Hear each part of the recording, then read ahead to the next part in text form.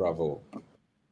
All right. Good evening, everybody, and welcome to another edition of the Pastors Round Table. I'm just going to give a few minutes just to be sure that everybody's connected and everybody can hear me. So we'll just give a few minutes to check that everybody's connected and everybody can hear me. Right. Let's see. Okay, that's good. I've got a Facebook notification. All right, and everybody can hear me. Okay. All right, so we're good. We're live on Facebook and we're live also on YouTube. Okay, we're good to go. All right, so welcome to another powerful and transformative episode of the Round Table with Noruwa Edokpolo. The Round Table is a Christian podcast that tackles issues that Christians face. We engage in life-giving conversations that glorify the Lord and edify the body of Christ, providing relevant answers and practical information. I'm your host, Noruwa Edokpolo. I'd like you to please share this link with your friends and make sure you subscribe to my channel. By the way, we have a brand new channel now, The Round Table with Noruwa Edokpolo, both on YouTube, on Instagram, and also on Facebook. My Facebook page is now called The Round Table with Noruwa Edokpolo. Today we are diving into a conversation that promises to be deeply personal and profoundly insightful. Our theme for this session is looking backwards to move forward. Do I have an echo? Guests, please make sure you don't have another. Yeah, there's an echo from somebody. If you have more than one device on, please move that device far away from you. That's why we have an echo. All right. So we're saying our theme for today is looking backwards to move forward. Now, life often presents us with unexpected challenges, and our paths can lead to places we never imagined. But amid it all, there is resilience, strength, and hope that can guide us forward. Joining me today are three incredible women, each with a unique stories that many of us can relate to at some level. And I'll just give you a short, if you like, background. So guest number one, I believe, and I might mix this up, but it doesn't really matter now, but guest number one moved in with a man at age 26 after the traditional wedding. There was no formal, what we call a white wedding. 20 years and 3 children after, she's now on her own and is trying to make sense of her life. Guest number one, can you please say hello? So I'm sure I'm describing the right person. Guest number one. Good evening. Good evening, sir. Good. Thank you for having me, sir. Thank you very much. Guest number two had a child outside of marriage at age 19, got married at 28, and 14 years and 3 children later, actually altogether 5, she's separated and trying to find her way in life. Is that guest number 2 or number 3? Number 2. Number 2. Thank you very much. Great. Guest number 3 met her ex-husband in church, saw signs of violent temperament, but because dates had been fixed, went ahead and got married. 3 years on, they're separated and she's now a single parent. Guest number 3, please say hi so we know you're here. Is my guest number 3 here? Please. Okay. Good evening, sir. Okay. Hear me? All right. Guest number 3, are you there? Yes, I am. Good evening. I can hear you. Good evening. All right. All right. Great. Thank you so much. And I want to really celebrate my guests for today for willing to share their stories, talk about their errors and their faults so that others can learn from them. And that's the idea behind today's session. Together, we're going to explore how looking back at the choices and the circumstances that shaped these ladies can provide the clarity and strength needed for the rest of us, and including they themselves, to move forward. This is not just a conversation. I like to say this. It's a journey of healing, of growth, and of discovery. All right. So, guest number one, I'd like to start with you. By the way, Yes, sir. please, if you haven't done so already, subscribe to my new channel. All right. As you are seeing it there on YouTube, TRT with Noruwa, the roundtable with Noruwa. And if you haven't liked my YouTube, my Facebook page, please subscribe to my page now and follow me. Thank you so much. So wherever you are, settle in, open your heart, and let's dive into this life-giving conversation that glorifies the Lord and edifies the body of Christ. Guest number one, I'd like to ask you, reflecting on your journey, what emotions do you feel when you reflect on the decision to cohabit for 20 years? Good evening, sir. Thank you, Good sir.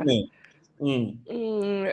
Well, looking back, I'm very grateful to God for taking this step because all the while I'd always felt guilty.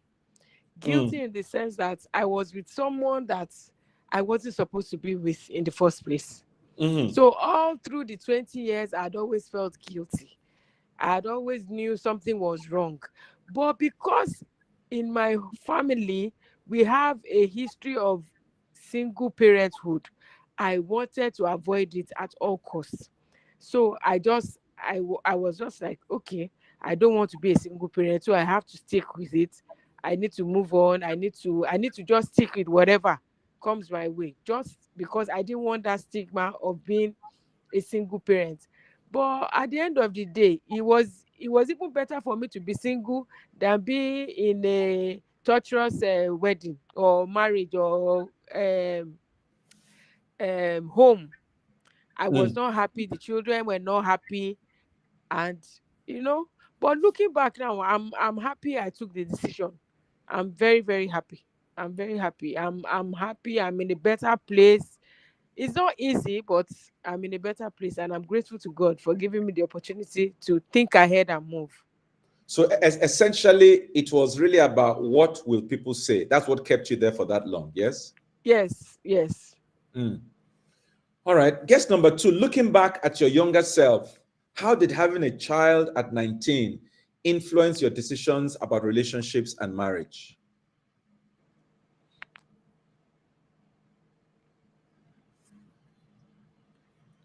Guess number two, are you there? All right. Okay. Guess number three, can you hear me? Yes, I can hear you. I hope you can hear me as well. Yes, I can hear you. Guess number two. Okay, we'll come back to her. So tell me, reflecting on the signs of a violent temperament. I mean, you knew, from the story, this guy had, crossed the line even before marriage. All right. And so you knew that there was a tendency for him to be violent, for him to be aggressive. Yet you went ahead and got married to him. Why? Thank you very much, sir. So I think at that point, I would say I was naive. Then I also believed that everyone deserves a second chance, and especially when you and the person grew up together in terms of your growth. You guys had a lot of milestones that you achieved together, and you just felt that one wrong mistake shouldn't cause a lot of at least the person, everybody deserves forgiveness. Yeah, nobody is perfect, but looking back now, I realized that life is beyond that. It's beyond just what the person how the person treats you. The person might treat you nicely, but it's also what you also need to look at is how does the person treat other people around you. Because when somebody treats you so lovely, and but however he or she has issues with other persons around, it's a red flag. Always giving justification why he or she has to react that way. Then it's a big one. So for me, it was more of the fact that we had a lot of successes together. We grew together, and one mistake shouldn't cause you to just let go of those beautiful memories. Does it matter the nature of the mistake? I think now I know better. Mm-hmm. Yes, I think now I know better that every reaction, it's coming from somewhere. Don't overlook things. Mm-hmm. And but probably maybe 5 years ago, I wouldn't have thought that way. So it's a different thing right now, sir. Okay. Okay. Yeah. Okay. So guess number one, how has it been? Okay, first of all, guess number one, I know you said that you felt you needed to please people, but you felt trapped, and at the time you just had to leave. Was there anything particularly that triggered you? I mean, you've been there for 20 years. What was it that finally got you to the point of saying, you know what, this is it, I'm calling it quits? Guess number Yeah, one. thank you. Mhm, Thank you, sir. mhm, For so long, a lot of people had been telling me, you need to leave. This is toxic. He wasn't violent, but mhm, emotionally I was drained. At some point, I became depressed. I was almost going mad. mm, So at some point, everybody was just praying for me that my eyes have to open. It was like I was under bondage. I people were telling me something was wrong, but I didn't see anything wrong. But a day came and it was like something unveiled, and like my eyes opened. I was like, what am I doing here? And I just told myself, God, I don't know what to do at this point, but I need peace. I need direction. I want you to help me. So the day I took that decision, I didn't tell anybody because I didn't want a situation whereby people will be telling me, wait, endure, this, that. So I didn't tell anybody. But fortunately for me, the day everybody realized I left, it was like jubilation. Everybody was happy that finally I can see clearly. So I was like, is it that bad? mm, But people were like, this can only be God, because we've been saying this for years, but you never made mention of leaving. You had always been like, he will change, he's not a bad person, is this, is that. But it got to a point my children had to tell me, mommy, if you don't leave, you will die. that mm, was that was it for me. mm, They told me, mm, they said, mommy, we know it's because of us that you are here, because you don't want to be a single mom. But at this point, if you die, we will not forgive you in your grave, mm, because you are going to make us suffer mm, eventually. So mm, we need you to be alive to take care of us than you being dead and we suffering. And that was it for me. I was like, wow. Since the kids can say this, what am I waiting for? I'm there because of them anyway. So I mm. think it's high time. And that was it. I just left. I took my clothes and my children, and that was it. So you bit the bullet, like they say. All right. Sir? I said you beat the bullet, like they say. When you bite the Yes, bullet, sir. Yes. and you damn the Yes. consequences. All right. Yes, sir. We will Yes, sir. come back to how things are. All right. I think we have guest number two back. Guest number two, are you there? Yes, sir. Sorry for the. I can imagine network issues. You don't want to know how I've also struggled here where I am. All right. So, looking back at your younger self, how did having a child at 19 influence your decisions about relationships and marriage? Thank you, sir. Mm, I would say it wasn't something very interesting or funny to look at or to be in. But looking back now, I want to say I give God the glory that I made the decision that I made then.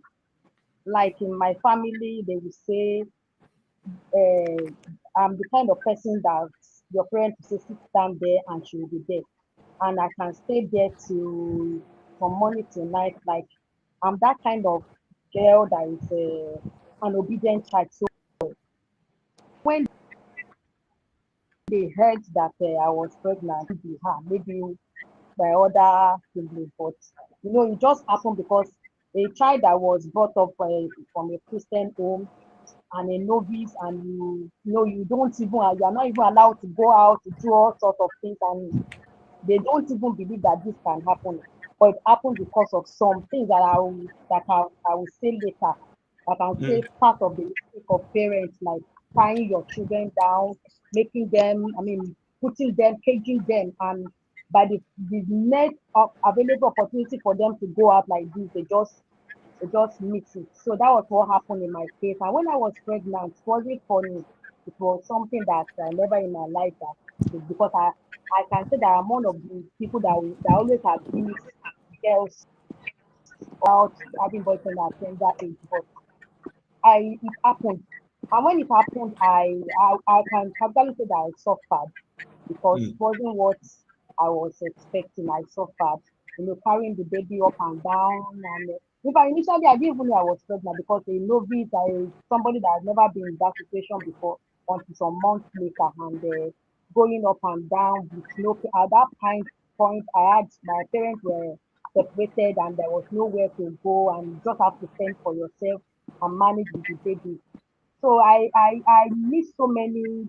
I miss my youthful life because I was taking care of my daughter and I was also managing myself. And initially somebody told me when I went there around that 5 6 months that you could abort, and I said, I've never heard. I don't even know what to call abortion. I don't know what pregnancy is. But I thank God I made that decision that I didn't abort the baby. The child is now out now and she's even married now to the glory of God. And she's my very good Uh, friend. yes, yes, yes, Pastor. And at that time, when after that, I made up my mind that because I just felt all guys are the same, that they could deceive you, with sweet talk. And the way I was brought up, the way they show love to us is by paying your school fees, providing for your needs. You don't even hear I love you, I care for you, you are my daughter, you are my this. All you know is that your father is providing for all your needs. So when you see a guy saying I love you, it will enter your head. So that was what happened to me in my own case. And so when I was about to get married, then I saw someone that also like my own situation with a child, and I felt this person will be able to take care of my daughter because it was a stigma to me that who will marry a girl with a child, who is going to that there's nobody that can marry me. But when I think that was what attracted me that this is a church guy. And that's another thing that I will talk about later that has to be with church setting and church mindset that you just believe that this person is born again and you feel that you are compatible and you can move along and get married. So that was my case. I felt this guy can take care of me and my daughter, and I just that I do say that I didn't hear from God. I just felt this person can take care of my child and love me the way I want, and so I entered into the relationship. And not knowing that I'm going to be like from frying pan to fire. It's a Mm, long story. It's a long story. I mm, enter into it and I realize that no, it can't be. That sometimes you can see a good man married and you feel this person is good but might not be good for you. That was what mm, happened in my own case. You mm, can see a calm, gentle guy and you feel you are compatible, but you might not even be compatible at all. mm, Because I realized that I became the husband and vice versa, and I was carrying the whole responsibility. It's like you giving birth, providing for your baby, for your children, for the one, two, three, to the even to the one that we had before marriage, all through their secondary school. So it was like moving from frying pan to fire. And at a point, I questioned God, why me? I've been a good girl. I've been a church girl. Why me? But I thank God that today, looking back, I didn't make mistake making decision to move out of the relationship. mm. Okay. So, I mean, again, we see a recurring theme here. What would people say? How would they see me? Okay, yes, it was a mistake having a child out of wedlock at that age. But then again, that shouldn't have defined you going forward. But I think that's one of the lessons we can take from your story. Okay, so let me ask guest number three. I don't think we've heard her voice in a bit now. Now, what has been the most challenging part of becoming a single parent, and how have you coped with those challenges? Thank you very much, sir. And so I would say that Maybe before I ask that question. Okay, so yes. So, I mean, yes, you saw the signs. Yes, you got married. So what happened? I mean, how did you end up breaking up the relationship? Was there a continuation of the abuse? Tell us as much as you feel, free and willing to share. okay. Thank you very much. So Mm, after getting married, it got. I felt that when you give someone a second chance, it was more of you. He actually he actually when I got back, it was as if I made the wrong decision of my life, mm, because he made sure that he I lost ties with all everyone that was close to. um he made sure that when it comes to my friends, my family, it got so worse that I couldn't discuss, personal things in front of him with my parents, because mm, felt that, I was no longer safe. I was just trying to find a way, balance to make sure that it's comfortable, but it was really terrible. I just noticed that all my friends, as in senior friends, senior as an adult friends, no one was calling, and I wasn't someone that really had friends, but it was just more like, I was just alone. And the it got worse. I lost my self-esteem. It got really terrible. The time I left was when he used an hammer on me. I just had to that night. I just told God that if you are going to rescue me, I would never go back. So I just find a way. I don't know where that courage came from. It was more like a disguise. But immediately left for work. I just packed my things. Luckily for me, I got an Uber person, who took me straight home, and it was more like me clearing my head. I wasn't sure what I would do, but it was just like, let me just leave this toxic environment. So coming to the second question you asked, which is basically what challenges do I have. So mhm, I'll start from my last conversation, which was the fact that I had a strong support system when it comes to my immediate family, my siblings, my parents. And I remember when that issue happened, I was just resuming. I was supposed to resume from maternity leave the following Monday, and I went to mm, my parents' place, but which was another location, another state. But I got all the support, I got all the help within just a space of Friday to Monday to Sunday. mhm, mhm, My parents, find a way to for me to contact a therapist, just for me to see how, because I'm a career lady, I can't afford to, break down at this period, and I mhm, also I just had to get like a short letter just to resume work, act mhm. like everything is fine. I didn't know that, while me, I was acting fine. He was already reaching out to my bosses, my Oh, senior wow. colleagues, so everybody was, telling them what he did, because Mm, everybody knew the story from. So it was like they were wondering, oh, when would this lady come up?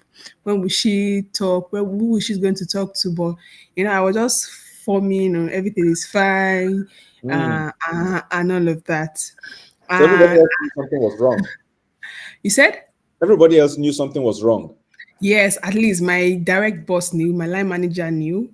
Okay. Um, a senior colleague, I also need one of our senior managers. Then my direct, like my team member, about three persons in my team knew that something was wrong, and they were just wondering when. Okay, so I remember that one of them called me when I went to my parents' place on Saturday, that what happened, and I was like, boss, don't worry, when I get to work on Monday we'll talk about it. But because I never brought it up, Mm, was also just looking at me, and I think that would start from some one of my, I really got support, both from home and at work, mm, because we have something we call employee assistance program, mm, which is like an anonymous a therapy session where your company just schedules you. You don't really have they don't really need to know why they are scheduling you for such session, and it is just confidential between you and the professional you speak with. And so it was easier, just trying to talk to me, find a way, and all of that. So my one of my challenges was, you coming from that space and you don't want, and because I was one of the young talent that was really rising even before it happened.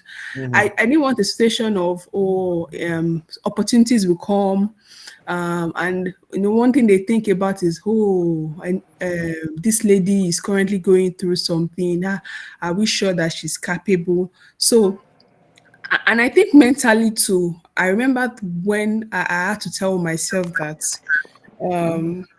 if anything happens to me, my child is going to survive. My child is going to be fine. My child is going to be all right. But the person that would never heal from that would be my parents. So that gave me like a sort of strength, to find a way to, come out of it. But my strategy at first was not the best, because like I was saying, I was trying to do like, strong lady, So when I crashed, it was so terrible. It was like from zero to Yeah. zero. So Yeah. so I'll just fast forward to say one of the, like I said, I have a strong support system for my parents, my siblings. So some of the challenges is that I just had to find a balance, so that to avoid, not to just prioritize work all in the name of you don't want to be vulnerable, and Yeah. forget the place of you being a mother. And because in my career, in the past few years that I've joined my company, I've moved from different roles, different location. Even while my child was still a year plus, I was asked to move to another location. One of the things I did was to just take him to my parents for a while, for him to, so that I Okay. can stabilize, with a strategy that after a while I was going to bring him back, which I did. But it wasn't as early, it was not as early as I planned. And so there are times where, because right now I'm not even in my current state where I reside, there are times where I have to go for conferences, but The I work just takes you away. work takes me away. So I just have to find a way to speak to my parents earlier enough to say okay and all of that. And I'll say, as much as it sounds easy, it's not as easy as you think. So I Thank think you. that will be all for my end for Oh, now. all right, thank you. So if you're just joining, this is the round table with Noruwa Edokpolo, where we have conversations on contemporary issues in the Christian faith. In other words, how do we as Christians deal with these matters when they do come up? Today we're looking at looking back to move forward. And I have three incredible women who have the unique stories to tell of life and what life has, particularly in regards to their relationships. All right. By the way, today, I mean, the program is now, we have a brand new Instagram page at TRT with Noruwa. That's the Roundtable with Noruwa. YouTube at TRT with Noruwa, and Facebook. My Facebook page is the Roundtable with Noruwa Edokpolo. Please subscribe to these channels and just press the like button and also click the bell so that anytime we show something new, you can get it. So today we're looking at this, looking back to look forward. These are three women who own up that we made mistakes. We have learned from our mistakes, and we want to share it with the world, particularly with the young people, so they don't have to make the same mistakes that we made. Guest number two, you said you were going to say some other things later. Can you please say them now? I know things about how parents should bring up their children, how they should, how parents can be more, how they can show love, so that you don't think love is just paying your school fees, etc., etc. All right, so you have the floor. Guest number two. Thank you, sir. Yes, like I said the other time that I was brought up in the Christian home, and my dad person that he, he he doesn't start bond that love. He does that by paying your fees. Like the moment you are on vacation, before you even resume next section, they will have paid for your school fees, everything you need has been set, and all he knows is that make sure your book, and you can't even go out. So my dad made sure that in that as the growing, he won't rent a 2 bedroom or he will rent a duplex, put every one of us inside, fix a number, and he will make sure that that duplex is only us that stay in that compound. So you don't even have any reason to even associate with anybody. So we grew up like that, not mixing with people on the street or in the, but we don't even have any neighbor. So and he has time for you. You know the time that you close from school and you must get home 10 minutes after you must be at home. So you don't even have time to even say you want to mingle or play with your friends and during that time you are just on your own. So I grew up like that till I finished my secondary school from home to church to school. Just came and for the first time you hear somebody saying, you know what, you are beautiful, I love you, you are silicon like that, and you just fell for such person. And for a girl that doesn't know what is called boy, he dare not see the boy with my father, he dare not see you. So we grew up like that, and like I said, I was the good girl, the gentle, the obedient girl in the family. So they never even expected such to happen. So I do tell parents that don't cage your children. You can monitor them. Know the kind of friends that if they don't bring your friends. I remember when I was in secondary school and some of my friends came to my secondary school mates came to my house to visit me. My dad drove the boys outside and allowed only the girls. That's how tough it was then. So we didn't mix up, and that was what happened that led to the pregnancy. And even when I was pregnant, I didn't even know I was pregnant because being the first time until maybe some months, it was even a woman from the neighborhood that said, ah, this girl is looking pale like that. And that was it. Mm. So that I said I would discuss. And also, going as I was, when the baby came and all that, there was no love. There was no love from the parents. So I was just on my own. I was like an outcast. Just go and take care. How will you do that? Just, to them, they felt they loved us. That was why they were providing for us. Why would you do that? So now that you brought shame to the family, go and take care of yourself and your baby. So I was alone in the world with my baby. So that's Mm. another thing parents need to know. All right. Thank you. Thank you. Guest number one. That child away. That is the Okay. time and the moment the child needs you more than when even before then. So I was alone and I grew up like that, taking care of my baby. And because I am an entrepreneur person, so I can do anything. So I was spending for myself. I was doing all sorts of work to make sure that this baby did not lack, and I didn't lack anything. And when the one thing I learned from my father is he was an industrial man. So I was thinking that if I marry, I will see someone like him that can take care of my child, as in having responsibility and taking care of the family. But I fell into the hand of the church goer sort. That's another thing I said I will talk about that. You can meet a guy in the church, he can be a church goer, but that doesn't mean because he's born again, you are compatible. A woman can be born again, but that doesn't mean that he or she is fit for relationship with you. So the mistake I made then was entering. I didn't learn from the past there. I saw the guy, I saw that he's a church guy, he's a calm guy and he's good. I didn't look at other aspects. I didn't look at where I would be in 10 years, 5 years. Can we be compatible? Can this guy really Mm. meet my needs? So I fell into such because one thing I saw was that he also has a child, and when we got married, I didn't really see the sign. Though I saw it, but I was like, church now, we will pray about it. And another mistake I made was that I felt I could change things. That's another mistake I do tell young girls. Don't, you are not God. You cannot change a man. Open your eyes and be sure that if the person is 99% okay, the remaining 1%, can you manage that 1%? Because that 1% can change the whole and can destroy the whole 99% of good thing about that person. So I thought I could change him. I you know, just to brush him up, to make him look like a well responsible man and all that. And I entered into the relationship. And baby one came because immediately after our marriage, I brought in the two girls, my daughter and his own daughter too. And after marriage, baby one came. I realized that I bought baby things myself. I paid hospital bill myself. I did all these things myself. And you know, as church goers, they told us in the study couple that we have to do everything together. So he carried the mindset of you have to do it together. So if I cannot do it, you as the wife, you should do it. So I did that and I was doing like that. And baby two came again. The same thing happened. And I made up my mind at that time that since we have four children, and let me just know that this is my cross, I need to carry it.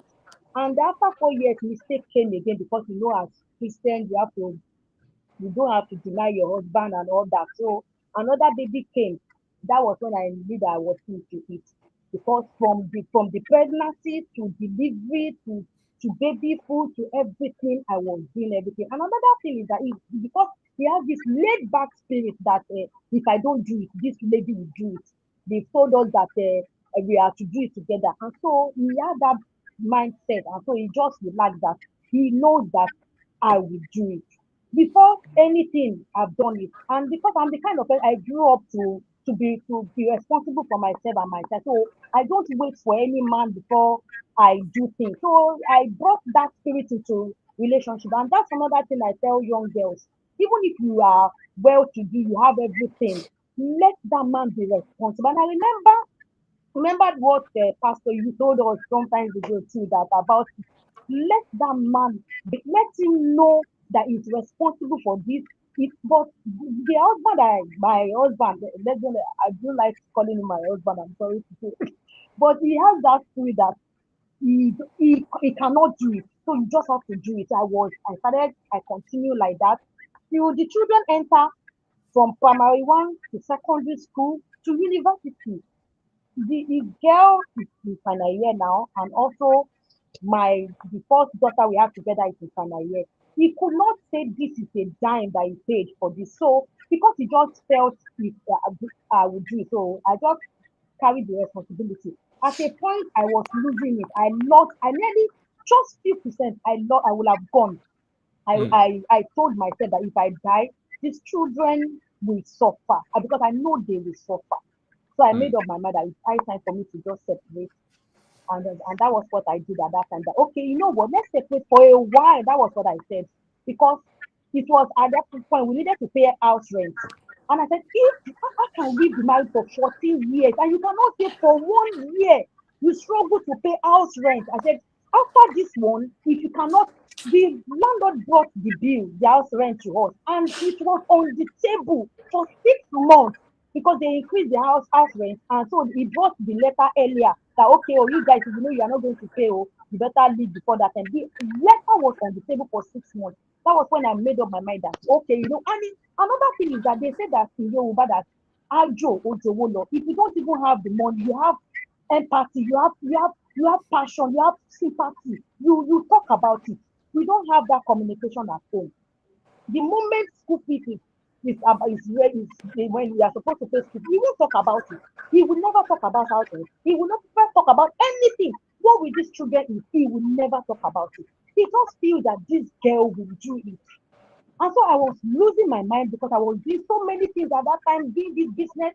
As I start a business, before you know it, it started booming. Another minute like this is troubling because we have to pay house rent, I have to pay school fees, I have to take care of the house.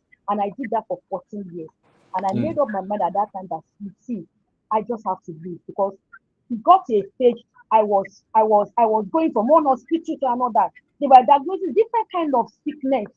And I knew at that time that I would slump, I would die if I don't make up that decision. So I made up my mind and I left the relationship. All right. And 6 years after, I thought, okay, you know what? If I leave, he will think about that. I need my children and my wife. But 1 year passed, second year, this is the 6th year. He didn't even talk about it. He doesn't even call the children to say, okay, how far? How are you? How is your school? I was thinking that, okay, now that we're separated, it will pain him to want to see the children, to want to, because there's an open door for him to come and see the children. But he didn't He didn't even make any attempt to say, okay, let me see these children. This is birthday. You know what? Let's celebrate. Another feeling that pained me in the relationship for the past for 14 years that we married. My husband never said, okay, you know, this is your birthday. This is spend for everything you are doing. You know what? I just saw this buy you. I said, let me buy it for you. He doesn't know how to appreciate. He little Okay. he All doesn't right. know how Thank to you do so that. much. And so Somebody has made bottled everything together for years, and I made up my mind that see, instead of me to die, let me live to live. And that is my adage, and that has been my adage that it's better you live to live. And so that Okay. was what I did. Thank you very much. Somebody has passed a very interesting comment, and I really I'm throwing this open to men. First of all, the purpose of today's session is not to paint the men in bad light. No, it is for these women to tell us their stories, the mistakes they've made, so that others can learn from their stories and their experiences. If you are a man listening to me out there and you would like to come upon this on this show to give us your own side of the story, I'll be more than delighted to host you somewhere down the road. So please do get in touch with me. I found out that it was easier for me to get these ladies to come and share their experience than it has been to get men to come and share their experience. So the reason why we have only 3 ladies today and there's no man is because I just couldn't find a man that was willing to come forward. If you know any man, please let me know. There's no doubt that men have also made their mistakes and there are things that we can learn from their experiences. But for today, I could only get these women to come and share with us. Okay? So that's why you have just these women here. So guest number 3, how has your perspective on marriage and relationship evolved since your separation, and what are your thoughts on moving forward? Okay, thank you very much, sir. So for me, I've been able to realize, or I'm still in the healing phase. Is that when it comes to marriage, I would definitely say that marriage is a beautiful thing, and meeting a right companion, really goes a long way in whatever you do in life. Mm, What I would say is that when for a lady, especially if this is not just about you being a career woman, it's also being a lady or even a man. Is that for a lady, our parent had already given us a wings, so you don't want someone who would cut your wings. What you want is someone who would make you fly higher. So, and one should never joke with any form of self-esteem. It's not about the person having everything. It's not about the fact that you have to. I don't believe in the mindset that you have to. The person you have to marry has to earn more than you. It's about meeting the right person, and also someone who understands. It's not just because of the fact that you are not earning more, then the person now relax. The person is just relaxing, like, oh, my wife is the one that is earning more, then there's no reason for me to work harder. mm, I think it's about a journey, right? We've had I've had stories of men who anything could happen, but it's just about you finding the right partner, and finding someone who really understands you. mhm, And also, as a lady, I've been able to realize that you also need to be able to be sure and be ready. It's not about family members telling you that you are getting younger or older, rather. It's not about you Hello? feeling that, okay, Yeah, go on. Guest number yes, 3, go on. thank you very much, Hello? sir. It's not, Yeah, we can hear you. Guest number 1, just hold. Number 3 is speaking. thank you, sir. So it's not just about you feeling that, oh, because of the fact that you are not done with your NYC, or you are even done with masters as a lady, then you feel that the next thing for you is to I think there's you something wrong know with me. is to get married. And one thing I've realized is that for the fact that somebody was there for you in terms of when you need them most, marriage shouldn't be a compensation for that. For the fact that you and someone grew together, when the person needs you, probably I remember when I wanted to write my first professional certification, it was there. I remember when he also wanted to do some of projects, I was there. And just because of the fact that you people have the right milestone, or it's just, or you people were compatible at first, doesn't mean that you have to, then it's the right one. Just like the Bible says we should watch and pray. So for the fact that your pastor or even you are convinced that, okay, this is God is leading you to, okay, can I go ahead? Let's go ahead. Okay. Go ahead. Thank you very much, sir. So for the fact that you've prayed about someone and you feel that, oh, this person has God is leading you, you can go ahead with this person to, to call the person, doesn't mean that you have to close your eyes. You still need to be very, very sure that you can cope with this person. Does this person have the right attitude? Does this person you know if in terms of you are also not perfect, but it's about you being sure that you can cope with this person imperfection. It's not a thing of you saying that you want to change. So for me, it's about me understanding that for the fact that you fixed a date, your wedding is tomorrow, and you notice something, something that is not the best, doesn't mean that you have to go ahead. Mhm. Because the people that you are thinking, oh, what would they do? If the other one happens, they will still be the one that you run to, or probably maybe even if they don't have that support, they will still be the one. You still, it is still you own your happiness.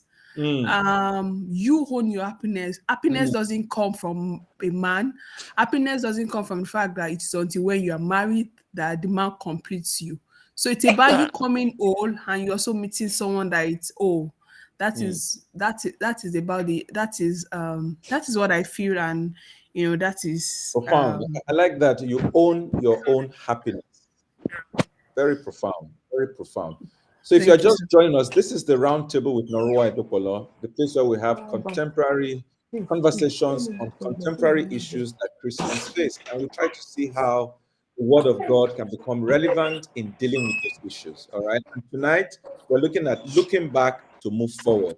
I have three incredible women in the house telling us the stories, of the mistakes they've made in their relationships, the lessons they've learned from it, so that we can learn from it and not repeat the same mistakes. If you haven't done so already, please subscribe to my YouTube channel at TRT with Noruwa, the Roundtable with Noruwa. Also, the Instagram. We should be able to stream on Instagram from next month because we created this channel newly, and Instagram gives you 30 days before you can start to stream live. But today, we are streaming live on YouTube and on Facebook. So, ladies, I like to ask, in all of this, both from when things went the wrong way, when you were going through your hard times, up until this moment, how would you explain your relationship with God through this season, through these journeys? Was there a time when things were down?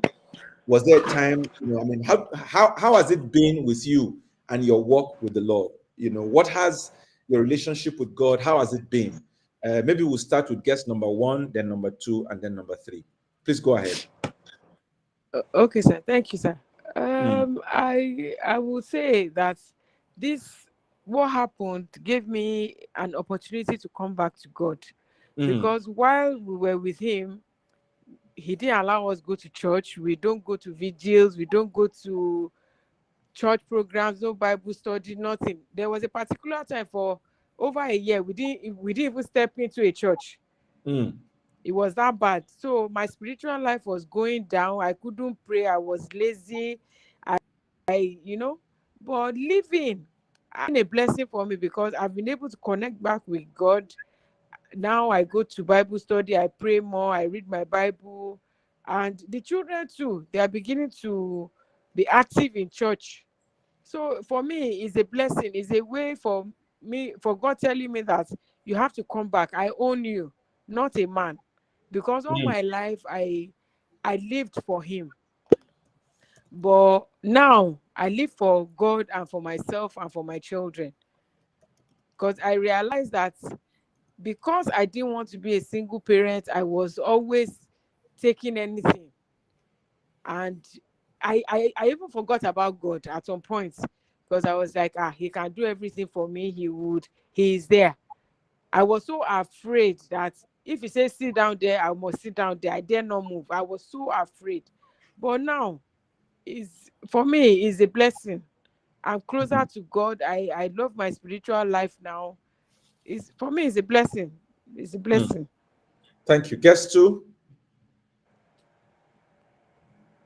Pastor, at the point, I was like, God was punishing me for my sin. Like, can imagine a church girl finding herself in that kind of sin of having to get pregnant out of wedlock. So I felt God was, at the point I was telling God, He said, no, please, God, just forgive me and have mercy on me. And so at that point, I became a shadow of myself. I couldn't even face friends or the world. I was like, I lost everything. And at that point, I was hiding my daughter from people because I didn't want them to know. The few that knew, they were like, I became like an outcast. So I was hiding the for a long period of time. I was either body school today and like that. I got I got from my mess. God gave me a message because I came out of it.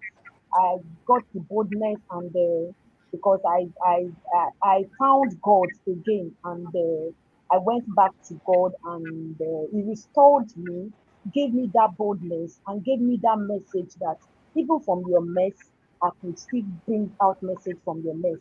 And Wow. boldly I can show her to the world today. I can tell the world this is my daughter.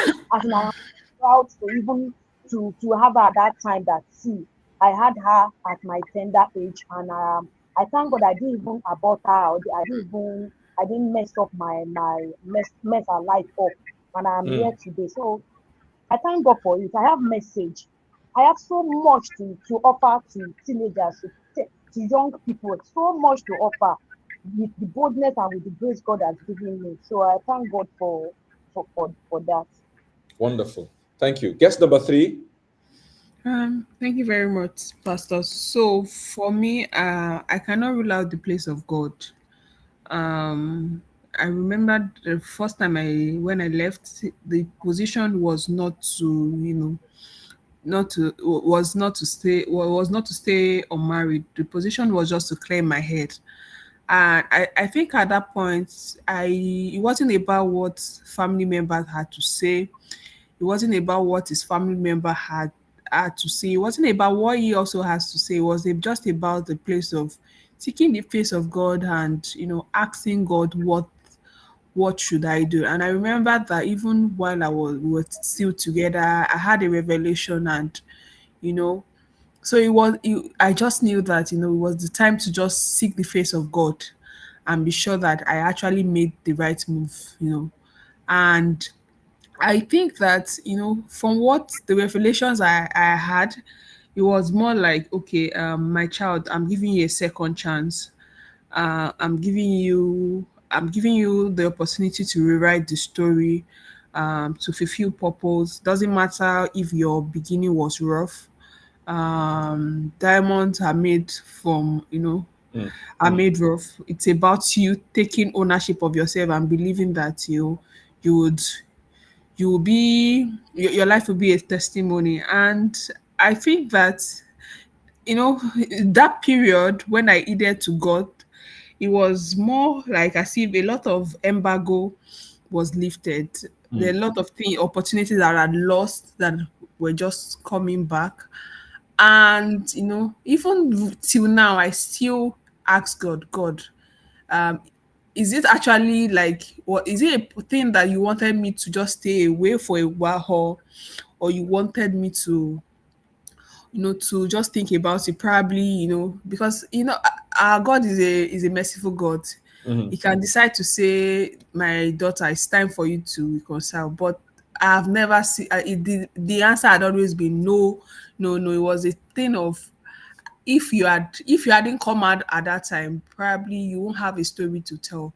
Mm, Probably you would have come out dead. mm, But just to put this out as well is to say that um not have for the fact that my story I'm saying my story today doesn't make the man a bad man. mhm, It's just like two different people, probably two perfect or imperfect people that are not meant for each each other. other. Mm, So that's what I just want to put out. mm, mm, But that is why I'm finding a place in my heart to forgive completely. I'm mhm, not someone that prays that just because of the fact that I left him doesn't then his life needs to go from good to bad.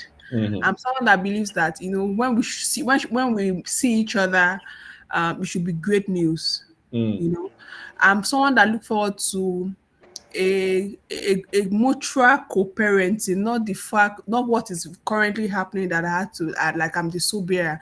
I'm mm, looking forward to when everybody understands their place in the life of the child. mm, So that's just what I mm. wanted to add.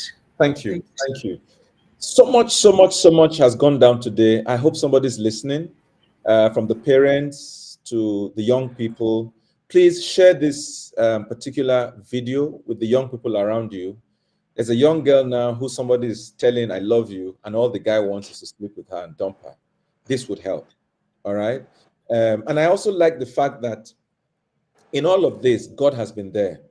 And I think that's also very important for us that no matter what we go through in life, Christ doesn't discard us that easily. All right. He will stay. I mean, Peter denied him 3 times. And the next time he met Peter, you would think he would rebuke him. Rather, he gave him a higher responsibility. Jesus Christ never referred to the fact that Peter, you are a useless fellow. I warned you that you were going to deny me. You said no, and here you are. There's no hope for you. Out of my way. No, no, no, no. Rather, he said, Peter, feed my sheep. I guess Peter was surprised because he thought the Lord would rebuke him, chastise him, and chase him away. But rather, Christ gave him more to do. So there's somebody here who needs to hear this, that it's not all over because you've made a mistake. You can still pick up the pieces of your life and do something tangible with it. As we begin to wind down this program today, ladies, I know you are all, I know each of you, okay? None of you here is 60 years or 65 or 70 years. My question to you is there a chance of you finding love again? Guess one? Yeah, thank you, sir. Mm, Well, at the moment, I don't know. But if God will it, but at the moment, I don't think I want to go down that line. I need that space. I just want a clear head, and I don't want a situation whereby I would meet someone. The person might be good, but for me at the moment, I'm healing, and I don't want to go and mess someone's life up. So I think I need that space. I need that space to heal properly, because I don't want a situation whereby a guy might be telling me the truth, but in my head I say, "Oh, I've heard it before, it's all lies." So I think I need to heal properly first before delving into any other relationship. That is if I am going to. But I don't know. I'm not God. It could okay. happen. All right. All right. Guess number two. Okay, thank you, Pastor. For me, no, let me just like this and just say it's truly you can't realize that this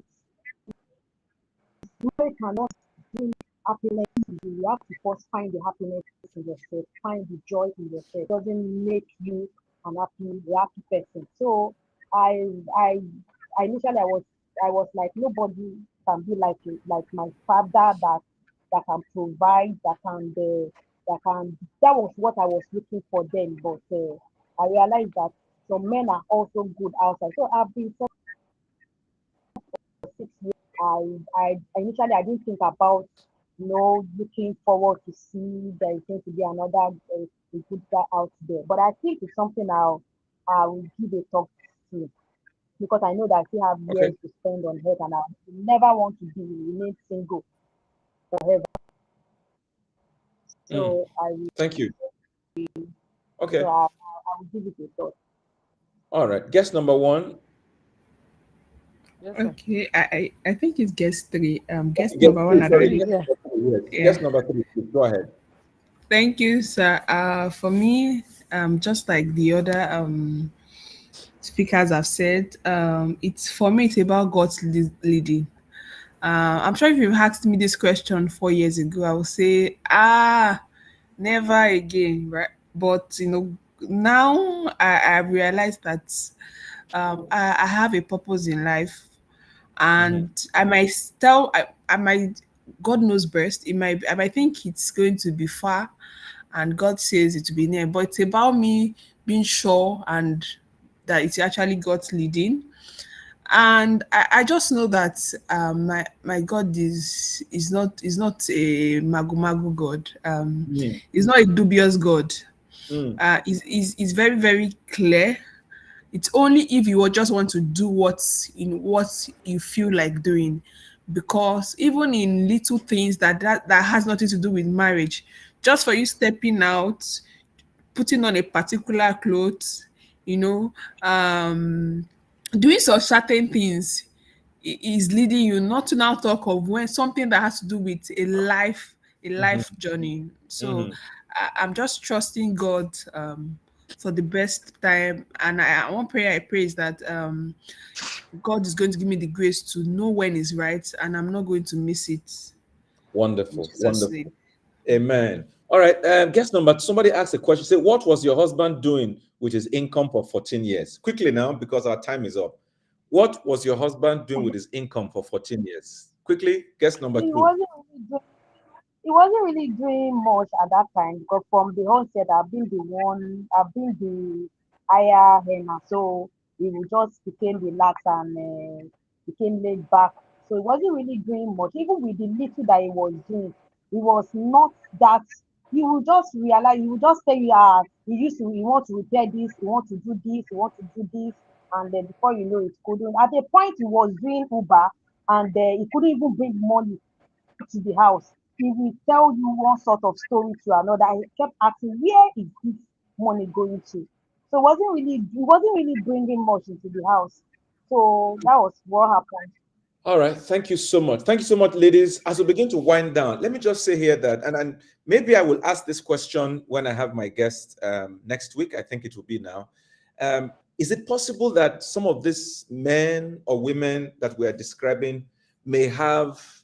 Okay, so a couple of weeks ago, I was opportune to be on a panel, and we had the head of the psychiatric hospital come to speak, and was talking about symptoms of depression. And some of the things he spoke about are some of the things that you have described. You know, a man who is not willing to do anything, is not willing to move. Could it be that these men need help rather than condemnation?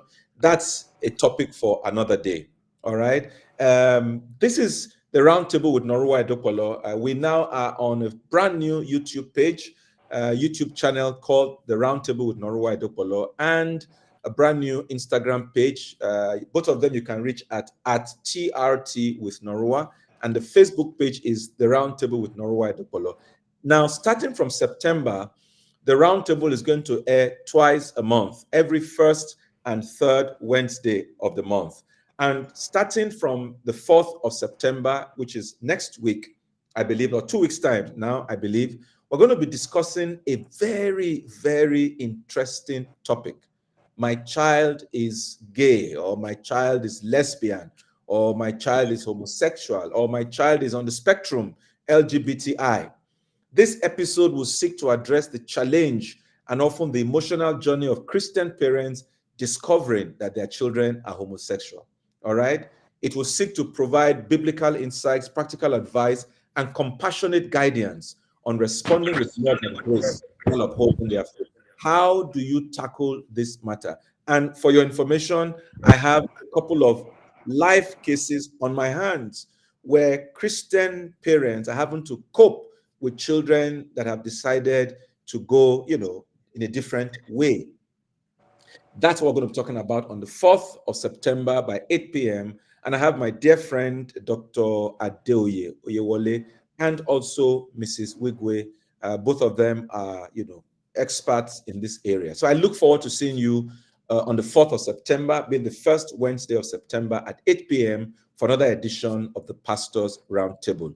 Ladies, I cannot thank you enough for offering yourselves to be vulnerable, to share your stories for the whole world to hear and to learn from it. Surely the Lord will bless you for this. And everyone who has joined us, I can see Sister Detu Bankole Dayo, Benga Omojola, Kunle Adebanjo, Dapo Omojola, Yemi Oyewole, Titi Layo, Titi Lola Balogun Dupe, Sonya Olu, Dapo Awoshika, Owoyele Dipo, Oladotun Dende, Grace Umosu, Bankole, Adeyemi Adeyinka. Thank you so much, Ayodeji Iroju. Thank you so much. Now, everybody, the main work starts after now.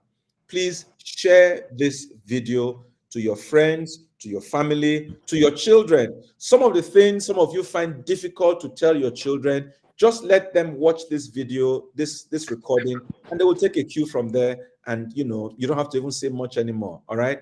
God bless you and have a wonderful day. And I'll see you on the 4th of September by the grace of God. Bye for now. Thank you very much, ladies, and God bless you. Bye for